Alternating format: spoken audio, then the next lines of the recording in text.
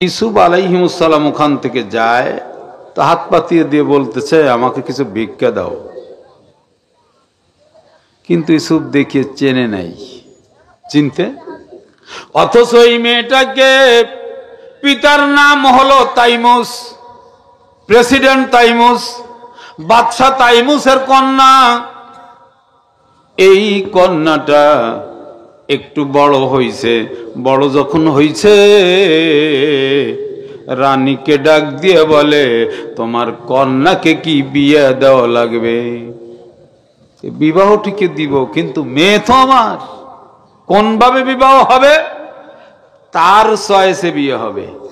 কার চয়েসে? জুলাইখার চয়েসে। কোন ভাবে? আমার তো কিছু কম নাই। এবার বিভিন্ন রাষ্ট্রের ছেলেদের মাঝে ঘোষণা করা হবে যে আমার একমাত্র কন্যা নাম হলো জুলাইখা, তার বিবাহের ব্যবস্থা করা হবে, তোমরা আসবা, তোমাদের ভোজ অনুষ্ঠান হবে, খাওয়ানো দাওয়ানো সব করাইয়া এরপরে তোমরা লাইন দিয়ে বসা থাকবা, আমার মেয়েকে ভিতরে ছেড়ে দেব। আমাদের কিছু আর মুনার মরিদ ছিল নাকি জুলাইখার বাপ, যে কায়দা কয়দা কইরিয়া দেখা দেওয়ান যাবে না, ওই যুগের হিসাবে বাস দাওয়াত কমপ্লিট হয়ে গেছে। দাওয়াত যখন হয়ে গেছে, এবার ছেলেরা লাইনকে লাইন। তাফসীরের একটা কিতাব আছে রুহুল বয়ানের দ্বিতীয় জেলদের 182 নম্বর পৃষ্ঠা, তাফসীরে আবু নাইমের দ্বিতীয় জেলদের 139 নম্বর পৃষ্ঠা, তাফসীরে মারিফুল কোরআনের প্রথম খণ্ডে একেবারে সূরা ইউসুফ দেখবেন 175 পৃষ্ঠা ব্যাপী এইখানে ইউসুফ আর জুলাইখার কাহিনী আনছে। 175 পৃষ্ঠা, আজকে আমি পৃষ্ঠাও গুনছি। কালকে রাত্র 12টার সময় হলো আপনাদের মোহতামেম সাহেব, আমার প্রিয় আব্বাজি, এই মাত্র যেমন হুজুর আমাকে সে আব্বা কয়ে ডাকছে, আপনাদের আব্দুল কাইয়ুম আপনাদের এই ছেলেকে পেয়েছেন, এই একটা রাত্র আমার জন্য যা করছে, মাত্র এক রাত। হযরত আবু বকর ওমর ডাক দিয়া বলে আয়েশা গো, আবু বকরের একটা রাত্রের নেকি যদি আমাকে দিয়ে দেয়, আমি ওমর সারা জীবনের বন্দেগী দিয়ে দিব। বলেন হযরত আবু বকর রাদিয়াল্লাহু তাআলা আনহুর সেই রাতটা কোন রাত? সুবহানাল্লাহ। না শ্রোতা আমার শিক্ষিত, এই হিজরতের ঘটনার ভিতরেই আল্লাহ, মহান আল্লাহ, আপনারা জেনেছেন এত বছর পরে এসে, 1500 বছর পরে এসে আয়নাগর শুনেছেন। আয়নাগরের কথা মনে হয় কারো শুনতে বাকি নাই, যদিও এরকমের আছে কি নাই, শোনেন না হুজুরদের কাছে। এই আয়নাগর আজ থেকে 1600 বছর আগে আবু জাহাল তৈরি করছিল এই আয়নাঘর। সেই আয়নাঘর 1600 বছর পরে আজকে আপনার আমার মাঝে প্রকাশ হয়েছে। হুজুর পাইলেন কই? কোরআন মাজিদ 10 নম্বর পারা, মনে রাখবা যুবকরা, এখন তো তোমাদের পকেটেই থাকে লাইব্রেরি। 10 নম্বর পারার 8 নম্বর সূরা, সূরার নাম আনফাল, আয়াত নাম্বার 30। এই 30 নম্বর আয়াতের ভিতরে হলো আয়নাঘরের আবিষ্কারক কে, আয়নাঘর কে তৈরি করেছেন। এই আয়নাঘর বর্তমান যুগে যে তৈরি করেছে সে হলো আবু জাহালের উত্তরসূরি। আমি কোরআন দিয়ে বলছি। 1500 বছর আগে আবু জাহাল আয়নাঘর তৈরি করার প্রস্তাব পেশ করলো। ওই দিকে আজকে যাব না, শুধু আপনাদের জানাই দিয়ে গেলাম যে এই আয়নাঘর কোরআন মাজিদের 10 পারার ভিতরে 8 নম্বর সূরা, সূরা আনফাল। এই আনফালের 30 নম্বর আয়াতের ভিতরে, এবার আমি একটু তেলাওয়াত করে আমার সাথে আপনারাও করে নাও। আউযু বিল্লাহি মিনাশ শাইতানির রাজিম,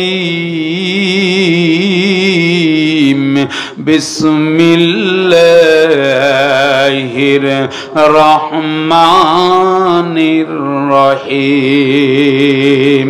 ওয়াইয ইয়ামকুরু বিকাল্লাযীনা কাফারু লিউসবিতুক আও ওয়ায়াকতুলুকা ওয়ায়াখরুজুক ওয়ায়ামকুরুল্লাহু ওয়াল্লাহু খায়রুল মাকিরিন। আমার নবী যখন নাকি কোরআনের দাওয়াত দেওয়া শুরু করলেন, এবার আবু জাহাল মিটিং বসলো দারুন নাদওয়ার ভিতরে। এবার মেম্বারদেরকে বলে যে মুহাম্মাদের জন্য আয়নাঘর তৈরি করতে হবে। কি ঘর? এবার আপনারা ফতোয়া দেন, যে আয়নাঘর আবু জাহাল তৈরি করছে, যে আয়নাঘরের আবিষ্কারক আবু জাহাল, সেই আয়নাঘর এখন যদি আমিও তৈরি করি, তাহলে আবু জাহালের উত্তরসূরি আমি? অপরাধ যেটা, এটা আমি করলেও অপরাধ, চরমনার পিসা বুজুর করলেও অপরাধ। শুধু আওয়ামী লীগের দোষ আমি দিচ্ছি না। এরা ভালো, এরা ভালো কেন? দেবীরই কিভাবে দেশ থেকে দাবড়ায় দেবে, এই জন্য ওরা ভালো। আমার আওয়ামী লীগের ভাইরা, আপনারা কষ্ট নিবেন না, আমি দল মত নির্বিশেষে বলছি, যেই দেবী, যেই ফেসিবাদ আমাদেরকে মুশরিক বানাইতে চাইছে, ও আওয়ামী লীগের হোক আর বিএনপির হোক আর জামাত ইসলামের হোক আর ইসলামিক আন্দোলনের হোক, এটা আমি বলবো না, মুশরিক বানাইতে যে চাইছে। এবার আওয়ামী ভাইরা আপনাদেরকেও কিন্তু মুশরিক বানাইতে চাইছে, কিন্তু আওয়ামী লীগের এমন ভাই আছে আসলে সে কিন্তু মুশরিক হতে চায় না, চায়, কিন্তু ওর বাপের মূর্তি বানাইয়া ফিট করে রাখছে, কততে মুশরিক হবে না।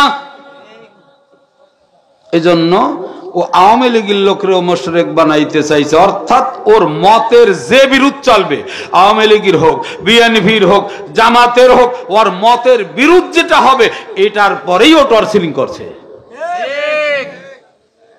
মোড়ে মোড়ে মোড়ে মোড়ে ওর বাপের মূর্তি বানাইছে। কারণ কি? বাংলাদেশের মানুষ সব মুশরিক হোক, তাহলে বোঝা গেল ওটা মনে হয় মুসলমান না, এবং ওটারে যে মুসলমান বলবে তার মুসলমানিত্ব থাকবে কি থাকবে না এটা আল্লাহ জানে। কারণ যে নাকি মূর্তি বানাইছে, এই জন্য আমার মসজিদে গত জুমায় বলেছিলাম, আমার ছাত্রলীগের প্রাণের ছেলেরা, আল্লাহর শুকরিয়া আদায় করো যে ছাত্রলীগ উপদেষ্টা মন্ডলী বন্ধ করে দিয়ে এমন একটা কাজ করছে যে আমার আল্লাহর রহমানের রহমত পড়েছে ছাত্রলীগের পরে। কারণ ওরা পাপ করতে করতে জাহান্নামী হয়ে যাইতো, এখন ছাত্রলীগকে বন্ধ করিয়ে দিয়া তওবার একটা সুযোগ করে দিয়েছে, সামনে যাতে ওরা আর পাপ না করতে পারে। এজন্য উপদেষ্টাদের জন্য দোয়া করে। রাগ হলেন? আমার ভাইরা, কারণ কি? আপনি যদি আপনার মাথাটা সামান্য একটু খাটান, সামান্য একটু খাটান, শুধু আলেম ওলামা না, আহা, এই যে কষ্ট দিছে আবু জাহালে কষ্ট দে নাই। আবু জাহাল আয়নাঘর ঠিকই বানাইছে, কিন্তু একসাথে দুই কষ্ট দে নাই। আপনারা জানেন না, আবু জাহাল বলল, ইয়ামকুরু বিকাল্লাযিনা কাফারু লিউসবিতুক, এ মুহাম্মদ রে এবার কারাবদ্ধ করো, জেলখানায় দাও। ইউসুফ আলাইহিস সালামের বিয়া হবে, রাজকন্যার নাম কি? জুলাইখা। পিতার নাম বাদশা তাইমুস। পিতার নাম কি? তার আগখানে বলেছিলাম, আমার ভাইরা মনে করেছিল এই ফেসিবাদ দেবী মনে করেছিল কোনদিন আমার সিংহাসন থেকে নামা লাগবে না। মনে করছিল কিনা? নমরুদ, ফেরাউন এরাও মনে করছিল নাকি নামা লাগছে? এদের ইতিহাস এরা বিশ্বাস করে না, কবে ঘটছে। এইবার আলেমদেরকে জ্বালাইছো, পিটাইছো, সাধারণ লোকরে মারছো, কষ্ট দিয়েছো। আল্লাহ তাবারক ওয়া তাআলা 1500 বছর আগে কোরআন মজিদের সূরা বুরুজের ভিতরে বলে রাখছেন, নাবাতশা রাব্বিকা লাশাদীদ। আমি আল্লাহর ধরা বড় শক্ত ধরা। দগের ধরা কি ধরা? ইন্না বাতশা রাব্বিকা। এইবার আমাকে আপনাকেও মালাকুল মউত ধরবে কি ধরবে না? যদি ধরে তাহলে আসেন আমরা কোরআনের প্রতি মহব্বত করি। এইবার কোরআনের প্রতি যদি মহব্বত করি তাহলে আপনার আর আমার ধরাটা হবে জান্নাতে যাওয়া ধরা। কোথায়? কোথায়? কোথায়? আহারে দেশবাসী, মিশে কানে আসো বসি, ছেলে মেয়েকে কোরআন শিখাও, বৃথা যাবে না, হায় হায় মিশা হবে না। মাদ্রাসা করছে আপনাদের ছেলে, আপনাদের হুজুর আব্দুল কাইয়ুম। আপনারা সঙ্গে আছেন কি নাই? আছেন। তাহলে আপনারা সঙ্গে থাকার কারণে একখানা হাদিস বলি। আন ওসমান ইবনে আফফান রাদিয়াল্লাহু তাআলা আনহু قال قال رسول الله صلى الله عليه وسلم خيركم من تعلم القرآن وعلمه। বুখারী শরীফের হাদিস বলছি। এবার যারা নাকি আব্দুল কাইয়ুমের সঙ্গে সঙ্গ দিয়া আপনার মাদ্রাসাকে করিয়ে নেবেন, আপনাকে আমার আল্লাহ পৃথিবীর ময়দানে সব থেকে উত্তম মানুষ বলে ঘোষণা দিয়েছে। তাহলে সব থেকে উত্তম মানুষ কে? আপনি। কোরআনকে যে মহাব্বত করবে, কোরআনের খেদমত যে করবে, তাহলে আপনি কি মানুষ? উত্তম মানুষ। আর এই কথাটাই কোরআনের ভিতরে আসছে ইউসুফ। এবার কিন্তু জুলাইখার বাড়িতে দাওয়াতে মেহমানে, লোকে লোকারণ্য, উজিরের ছেলে, বাদশার ছেলে, কৃষকের ছেলে, নাপিতের ছেলে, তাঁতির ছেলে, সব সাজিয়ে গুজিয়ে কমপ্লিট লিটিন ক্লিন। দাড়ি তো দূরের কথা, মোসো নাই, সাসিয়ে সব লাইন দিয়ে এসে বসে গেছে। এইবার তারিখ ঘোষণা করছে, একটু পরেই তোমাদের মাঝে জুলাইখা আসবে। বাস সকলে একেবারে দেখবেন যার এ ভাষা একটু গোছায় গেছে, ওটাই নিয়ে দূরে ছাড়ছে। কমপ্লিট মেহমান বসা, খাবার দাবার একেবারে কমপ্লিট খাওয়াইয়া এবার বলছে, বাদশা তাইমুসের কন্যা জুলাইখা তোমাদের মাঝে আসবে। সকলে একেবারে কমপ্লিট, জরি টরি কুচাইয়ে মুখটুকে একেবারে রেডি করতেছে, গামায় টামায় না যায়, এপাশে হাসড়ায় ওপাশে হাসড়ায়। জুলাইখা এবার মালা নিয়ে ঘুরতেছে। কি নিয়া? তাফসীরে রুহুল বায়ানের ভিতরে মাল্য, এই মাল্য যার গলায় দেবে সেই হবে একমাত্র বাদশা তাইমুসের জামাই। তো কেবল মাত্র মালা নিয়ে নামছে, এবার গলা রেডি করে যুবকরা যে আমার গলার ভিতরে। কারণ কি? সবাই জুলাইখার পাগল, কিন্তু মোট মিলা জামাই হবে কয়জন? লোকে লোকারণ্য। তাফসীরে রুহুল বায়ানের ভিতরে দিছে, যেই দিন অনুষ্ঠান হইবে, যেমন আগামী দিন অনুষ্ঠান, আজকে রাত্রে জুলাইখা ঘুমাইয়া রইছে, ওই ঘুমের ভিতরে একেবারে তরুণ যুবক, টলমলে চেহারা নিয়ে একটা যুবক স্বপ্নের মাঝে চলে আসছে। এমন তরুণ জিন্দেগানিতে জুলাইখা দেখে নাই। জুলাইখা মহিলা মানুষ হইয়াও, মেয়ে হইয়াও ধৈর্য নিতে পারে নাই। এবার কি করেছে? ওই যুবকটার গলা জড়িয়ে ধরতে গেছে।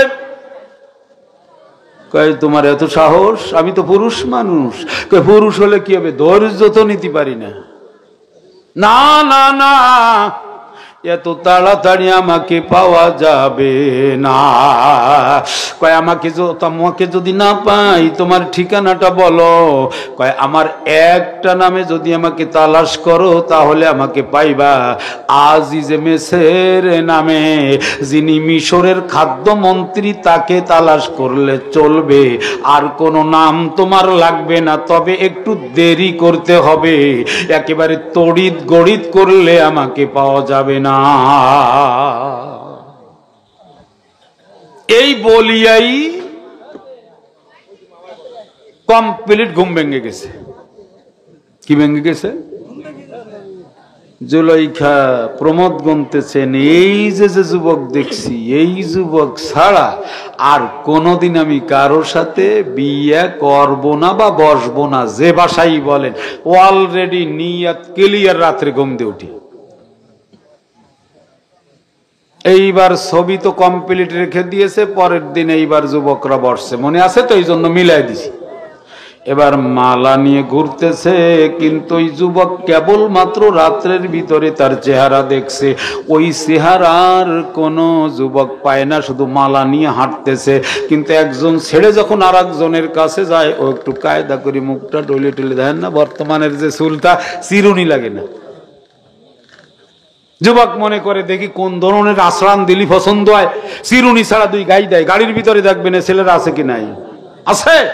আশরাফ আলী থানভী রহমাতুল্লাহ আলাই বলেন, রহমাতুল্লাহ আলাই উনি লেখেন, বেশতি গওহর খুলিয়া দেখবেন কোরআন হাদিস ছাড়া তো আর লেখে না যে এই ছেলেরা সামনের দিকে চুল লম্বা রাখে, পিছনের দিকে ছোট রাখে, এবার পিছনের দিকে লম্বা রাখে, সামনের দিকে ছোট রাখে, এই রকমের বিশৃঙ্খলা চুল রাখা হারাম।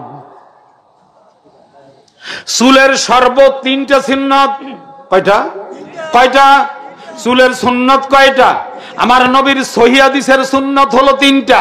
একটা হলো প্রথম নাম্বার যেটা, এটা হলো কতটুকু রাখবেন আপনাদের মুখস্থ আছে, অপরা, লিম্মা, জিম্মা, গাল বাবরি। কিন্তু বাবরি যখন রাখতে হবে তখন দাড়ি হওয়া লাগবে। দাড়ি হওয়ার আগে কিন্তু বাবরি রাখা যাবে। কারণ কি, দাড়ি রাখার আগে যদি বাবরি রাইখেই বসে, আর বয়স যদি 15-16 হয়, অনেক মেয়ে ওর জন্য পাগল হয়ে গোনা করে ফেলতে পারে। হতে পারে কি পারে না? আর এক শ্রেণীর ভালো মানুষ আছে বলৎকার। বলৎকার যেটা আমি সংক্ষেপে বলবো, আমার যুবকেরা বিশেষ করে কিছু মানুষের ভিতরে বলৎকার ঘটলে, এই বলৎকার যারা করে এদেরকে কিন্তু জবই দেওয়া হলো হাদিসের নির্দেশ। বলৎকার বোঝেন? আরবি লাওয়াতাত, যেটা নাকি লূত আলাইহিস সালামের কওমদের ভিতরে ঘটতো, পুরুষে পুরুষে সমকামিতা। যেটা কেন এটা বললাম হলো সতর্ক থাকার জন্য। সতর্ক ছেলেরা, পুরুষরা, আলেমেরা, মুয়াজ্জিনেরা, হাফেজরা, ছাত্ররা বলৎকারে যেন কোন রকমের জড়িত না হও, তাহলে তোমাকে কতল করার নির্দেশ।